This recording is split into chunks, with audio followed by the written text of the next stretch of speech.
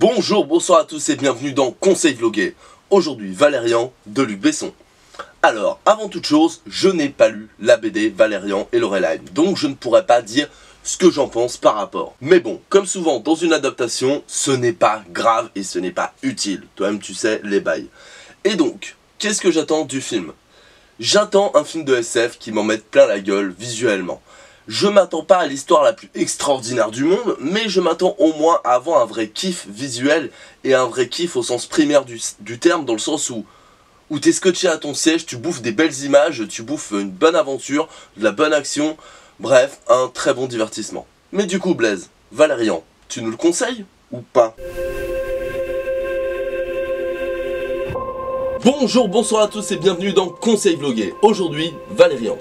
L'histoire est celle de Valérian et Laureline, deux agents fédéraux d'une station nommée Alpha qui regroupe en gros toutes les espèces de l'univers ou de la galaxie, je sais plus, et qui donc vont faire pas mal d'aventures en règle générale, et là il va se passer quelque chose d'important. Ouais. Qu'ai-je pensé du film?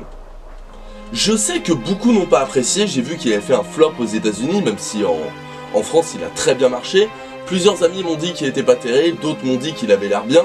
Je n'ai pas encore vu les critiques de Durandal et Dean the Panda, j'attends de faire la mienne avant de voir les leurs pour pas être influencé.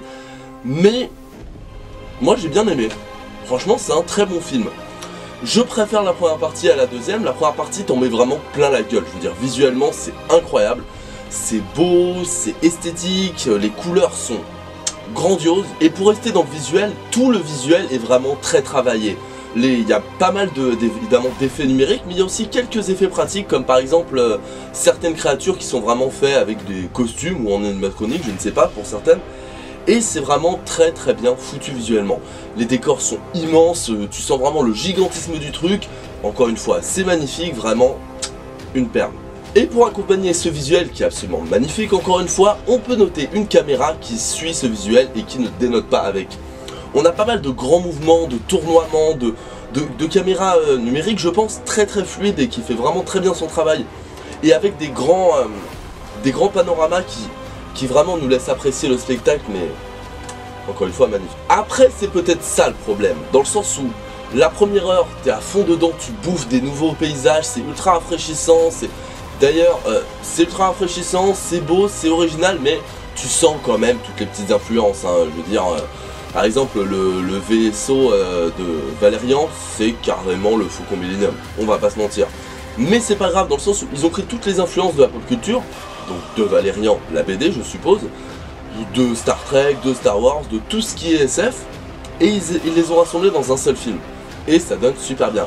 Et le gros problème, c'est que bah justement, t'es tellement estomaqué par ça, au début t'es tellement content, tu prends ton pied, que bah après quand l'effet s'essouffle, bah le reste est bon, mais moins. Le scénario en lui-même est pas très important, je veux dire c'est une aventure comme une autre avec sauver une planète ou sauver des trucs ou machin, une espèce plutôt.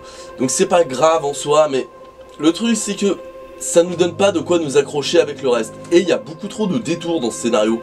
C'est pas gênant, dans le sens où t'es quand même pris dans l'aventure, t'as quand même envie de découvrir les décors, les espaces, les espèces, les trucs, les machins. Espaces, espèces, lol.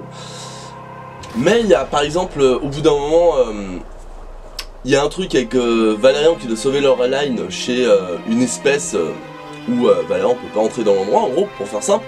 Ceux qui ont vu le film comprendront. Il y avait tellement de possibilités, en fait, ce truc ne sert à rien dans l'histoire. Je veux dire, tu peux l'enlever du scénario, ça ne changera rien à l'intrigue. Mais vraiment rien. Ça développe un tout petit peu plus les personnages, mais à part ça, que dalle. Mais c'est pas grave parce que, justement, c'est tellement frais, c'est tellement cool comme univers que, bah, t'es quand même dedans, tu dis, ah, tu me fais faire un détour? Ok, d'accord. Ouais, c'est une bonne image d'ailleurs, c'est un peu comme si, en voiture, t'es sur une magnifique route, tout va bien, tout est beau, et il y a un pote, il te dit, ça te dit on fait un détour par ce lac? Ça nous rallonge, mais c'est beau quand même. Bah c'est un peu ça. Après, le scénario est simple et fait quelques détours encore une fois, mais ce n'est pas gênant, et surtout, il est au service d'un symbole et d'un message que j'aime beaucoup. En gros, au début du film, on voit une station spatiale en 1975, une des vraies images d'ailleurs je pense, qui va en orbite autour de la Terre.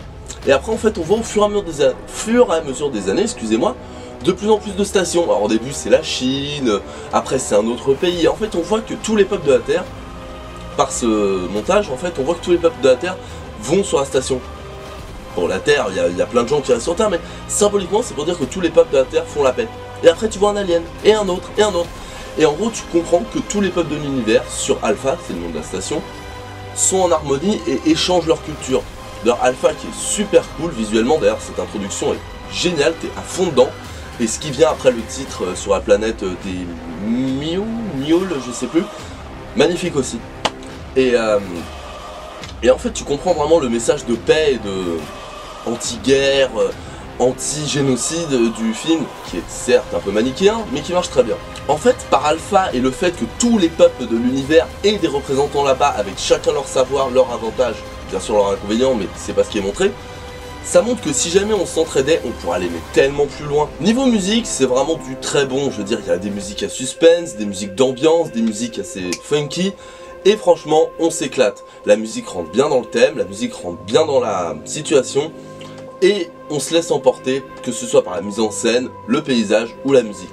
Donc vraiment, d'un point de vue formel, d'un point de vue de la forme, c'est que du bonheur. Au niveau des personnages, bon, je veux dire dans le sens où Valérian, vraiment, il est cool, le personnage, l'acteur joue très bien le personnage est un peu petit con mais très attachant, Laureline, tu la surkiffes, parce que comment elle rembarre Valérian, c'est génial, enfin génial, j'exagère mon propos, mais tout ça pour dire que, j'exagère mon propos, mais en gros tout ça pour dire que les deux personnages principaux en soi sont bons, voire très bons, selon comment toi tu kiffes ce genre de perso.